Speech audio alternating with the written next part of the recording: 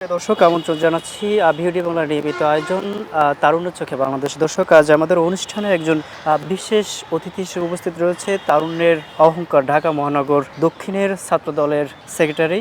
সামনে যে কমিটি হবে এই কমিটিতে আসলে থাকার কোনো ইচ্ছা আছে কিনা আপনার? আসলে দেখুন, আমাদের সেন্ট্রাল নতুন কমিটি হবে। যদি মহানগর কমিটি হয়, পার্টির সিদ্ধান্ত সবচেয়ে চূড়ান্ত। পার্টি যদি মনে করে যে আমাকে রাখবে তাহলে অবশ্যই থাকবো। পার্টি যদি মনে করে যে আমাকে অন্য জায়গায় পাঠাবে তাহলে আমি অন্য জায়গায় যাব। কারণ দীর্ঘ 17 বছর আমরা আন্দোলন সংগ্রাম করেছি, গুম হয়েছি, খুন হয়েছি, রাজপথে রক্ত দিয়েছি এবং জীবন বাজি রেখে জুলাই আন্দোলনে আমরা সর্বদিকে অগ্রদিকে ভূমিকা পালন করেছি। সেক্ষেত্রে পার্টি যদি মনে করে আমাকে দক্ষিণে রাখার তাহলে অবশ্যই থাকবো, আর যদি পার্টি মনে করে না অন্য জায়গায় রাখার সেখানেই থাকবো।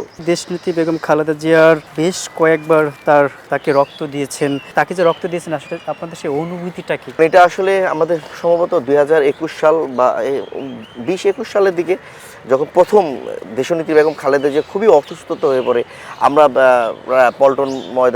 পল্টনে বিএনপির কেন্দ্রীয় পার্টি অফিসের সামনে অনেকবার বিক্ষোভ সমাবেশ করেছি, বিক্ষোভ মিছিল করেছি এবং দেশনেত্রী বেগম খালেদা জিয়াকে বিদেশে চিকিৎসার জন্য অনেকবার আমরা তখনকার স্বৈরাচারী শেখ হাসিনার কাছে আকুতি বিনতি করেছিল, কিন্তু শেখ হাসিনার হৃদয়ে টনক লড়েনি।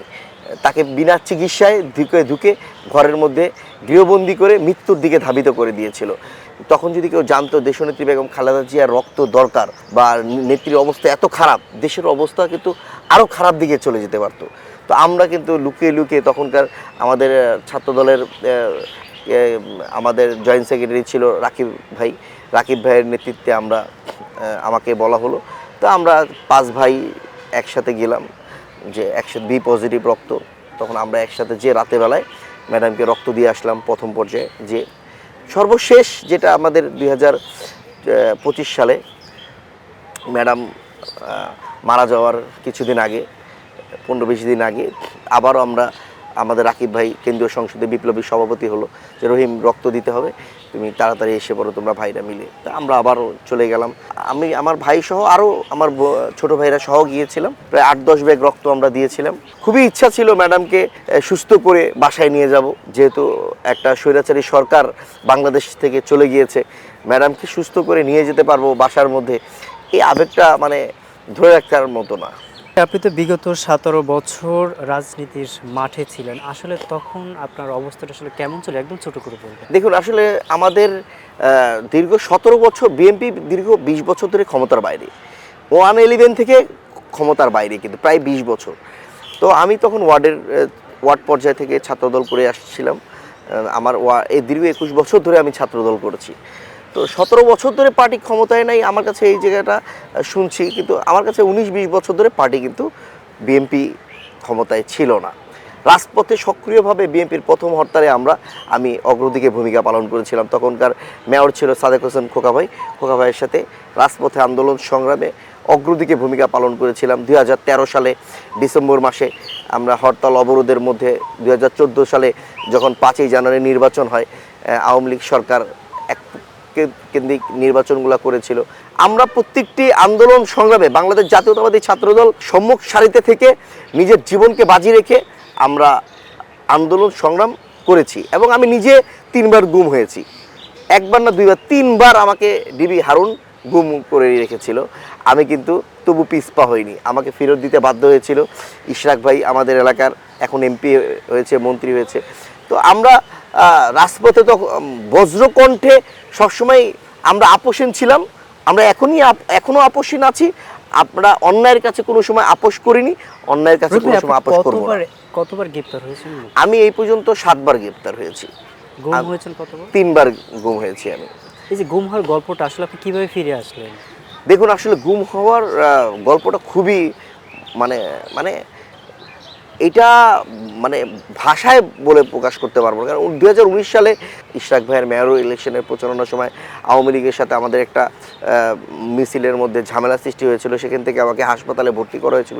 সেই হাসপাতাল থেকে আমাকে তুলে নিয়ে গেছে। আপনি জাতীয়তাবাদী দলের কাকে অনুপ্রেরণা পেয়ে বা কাকে অনুকরণ করে আপনার কাছে মনে হলো যে আপনি এই সংগঠনটায় যুক্ত হবেন? দেখুন, আসলে আমি যে দল করি আমি খুব গর্ব করে বলতে পারি যে আমি যে দল করি একজন বাংলার রাখাল রাজা, বহুদলীয় গণতন্ত্রের প্রবক্তা স্বাধীনতার ঘোষক শহীদ রাষ্ট্রপতি জিয়াউর রহমান, যিনি 1971 সালে নিজের জীবনকে বাজি রেখে দীর্ঘ 9 মাস যুদ্ধ করে বাংলাদেশকে এনে দিয়েছে নতুন সূর্য। শহীদ রাষ্ট্রপতি জিয়াউর রহমানকে আমি শ্রদ্ধার সাথে স্মরণ করছি। এই কারণে, কারণ বাংলাদেশটা এই যে নামকরণটা হয়েছে একমাত্র শহীদ রাষ্ট্রপতি জিয়াউর রহমানের কারণে। তিনি স্বাধীনতার ঘোষণা দিয়েছেন। আসলে মুক্তিযোদ্ধারা কিভাবে কত কষ্ট করে এই বাংলাদেশটাকে স্বাধীন করেছে, আমরা তার রূপরেখা আমরা এই বর্তমান 2024-এ জুলাই আন্দোলনের পর সেটা বাস্তব রূপে দেখলাম। দেশনায়ক তারেক রহমানের নেতৃত্বে আমরা কিভাবে এই দেশটাকে একটি স্বৈরাচার মুক্ত বাংলাদেশ করেছি। আপনারা জেল, গুম, গ্রেপ্তার, অসংখ্যবার হামলা মামলা শিকার হয়েছেন, রাজপথে থেকেছেন। বিএনপি কি আসলে আপনাদের যারা ত্যাগী যারা ছিল তাদেরকে আসলে কি মূল্যায়ন করবে কিনা বলে মনে করেন কিনা? বাংলাদেশের সবচেয়ে বড় পার্টি এখন বিএনপি। এই পার্টি দীর্ঘ 17 বছর কারা রাজপথে ছিল, কারা আন্দোলন সংগ্রাম করেছে, কারা গুম হয়েছে, কারা জেল খেটেছে, কারা নির্যাতনের শিকার হয়েছে, নিপীড়নের শিকার হয়েছে, তাদেরকে পুলিশ মিথ্যা বানোয়াট মামলায় দিনের পর দিন কারাবরণ করিয়েছে। এটা পার্টির একটা পার্টির কাছে এগুলোর প্রত্যেকটা লিস্ট পার্টির কাছে আছে। এটা আমি ব্যক্তিগতভাবে মনে করি। কারণ যদি এই লিস্ট না থাকতো বিএনপি এত সুন্দর করে দল গঠন করতে পারতো না।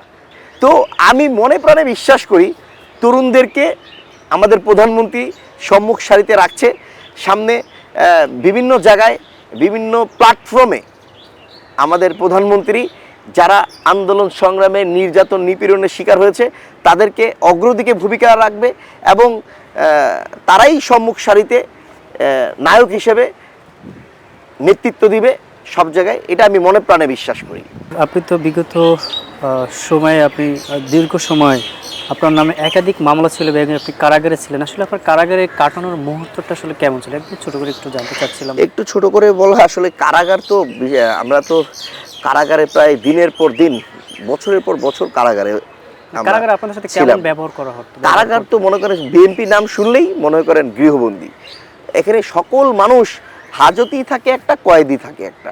কয়েদি হলো আপনার যারা সাজা পেয়ে যায় তারা হলো কয়েদি, আর হাজতি হলো যারা নতুন মামলায় যায় তারা হলো হাজতি। আমরা ওখানে সকল মানুষরা আপনার মাঠে বিভিন্ন পুরো জেলখানায় ঘুরতে পারতো, কিন্তু আপনার বিএনপি লোকদেরকে মাঠে ঘুরতে দিত না। জিম্মি করে রাখতো একটা ঘরের মধ্যে, গৃহবন্দী করে একটা বিল্ডিংয়ের মধ্যে। যে বিল্ডিংয়ে ধারণ ক্ষমতা 200 জন, সে বিল্ডিংয়ে আপনার 1000 লোক ওই জায়গা গ্যাদারিং করে চিপার মধ্যে রেখে মানুষকে পৈশাচিক নির্মমতার শেষ নেই। আপনার ঘরে বলেন, বাইরে বলেন, জেলে বলেন, মাঠে বলেন, যে কোনো পর্যায়ে শেখ হাসিনা তাদের পুলিশ বাহিনী দিয়ে, রক্ষিত বাহিনীর পুলিশ ছিল, তারপরে ওখানে জেলার ছিল, জেলারকে দিয়ে যত একটা মামলায় জামিন হচ্ছে আবার আরেকটা মামলায় ওখান থেকে রিঅ্যারেস্ট করছে। এই যে আমি আশায় আছি আমার 2 মাস পর জামিন হবে, এই জামিন হচ্ছে আবার আমাকে ডিবি দিয়ে ধরে নিয়ে যাচ্ছে। এই যে নির্যাতন নিপীড়ন, একের পর এক কষ্ট যন্ত্রণা, এইগুলা সহ করার মতো না। আমরা দেখেছি অনেক সংবাদে নিউজে দেখেছি আপনি হামলা মামলা শিকার হয়েছেন। সর্বশেষ আপনার এখন শারীরিক অবস্থাটা আসলে কেমন একটু জানতে চাচ্ছি। আসলে দেখুন, আমি একটি ঘটনা আছে দেখবেন।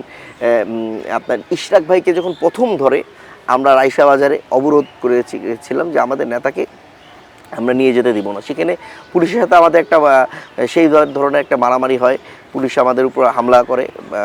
সেইভাবে আমার মাথায় এখানে 18টা সেলাই পড়েছিল। এখানে এখনও আমার মাথার একটা রগের মধ্যে একটু সমস্যা দেখা দিচ্ছে। তো আপনার রিমান্ডের দিনের পর দিন কোমরের এই যে পুরো ব্যথায় এখনও রাত হলে ব্যথা করে, পায়ের তালুতে ব্যথা করে।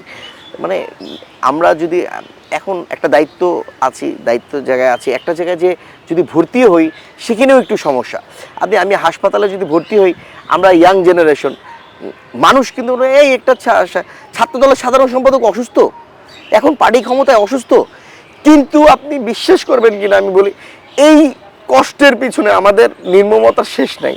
আমরা কিভাবে দিনের পর দিন যন্ত্রণা সহ্য করেছি, কিভাবে আমরা দিনের পর দিন কষ্ট সহ্য করেছি, সেই কষ্টগুলো এখন আমরা যদিও পার্টি ক্ষমতায়, আমরা খুব কষ্টের মধ্যে, যন্ত্রণার মধ্যে দিন যাপন করছি, যেটা বলে ভাষায় প্রকাশ করতে পারবো না। আপনি মানে আমি এখন ডাক্তার আমাকে অনেকবার বলেছে আপনার পুরো ফুল বেড রেস্ট দরকার, 3 মাস আপনি ঘরের মধ্যে থাকবেন, ওষুধ খাবেন, এবং আপনার ব্রেনের মধ্যে যে এফেক্টটা স্ট্রাকচার পড়েছে, ব্রেনের মধ্যে আঘাত পেয়েছেন, সেই আঘাত থেকে আপনাকে যদি সুস্থ থাকতে চান আপনাকে পুরো ফুল বেড রেস্টে 3-4 মাস থাকতে হবে। তো এখন আমি তো একটা দায়িত্ব সম্পন্ন জায়গায় আছি, তবুও চেষ্টা করছি ডাক্তারের কথা শুনে আমরা সুস্থভাবে থাকার জন্য। তবুও তো মনে করেন নির্যাতন নিপীড়ন যেভাবে আমাদের পরিবারের উপর হয়েছে, সেটা মনে করলে বা সেটার আঘাত তো আস্তে আস্তে, এখন এত তাড়াতাড়ি না। আমার ভাবি এখনও বাকরুদ্ধ, বিশ্বাস করেন আপনি। মানুষগুলো কি বলেন এটা, মানে একটা সুস্থ মানুষ যদি 9টা মাস জেল খেটে আসে তার কি থাকে। আমার বড় ভাইটা, আমার আপন বড় ভাই, আপনি একটা পরিবার নিঃশেষ হয়ে গেছে। আমার ভাতিজিগুলো থাকার কথা আজকে ক্লাস 4-5-এ পড়ার কথা, এক ছোটো ভাতিজি ক্লাস 2-এ পড়ার কথা, সে এখনও 2টা বছর 3টা বছর গ্যাপ হয়ে যাওয়াটা মানে কি? লাইফের ক্ষেত্রে তো অনেক কিছু চলে যাওয়াটা।